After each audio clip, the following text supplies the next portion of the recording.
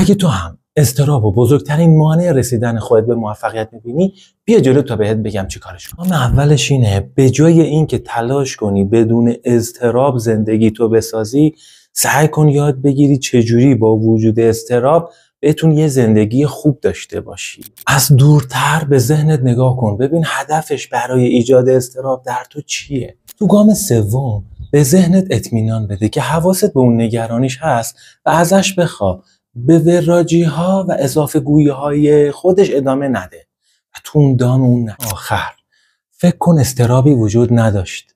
اگه اضطراب نبود چجور سبک زندگی انتخاب میکردی؟ چجور فعالیت هایی رو انجام میدادی؟ همه اونا رو بیار وسط. تحقیقات روانشناسی نشون میده که آدم هایی که رفتارهای مؤثر و مثبت بیشتری تو زندگیشون دارن، شانس ابتلا به اختلالات روانی توشون کمتره.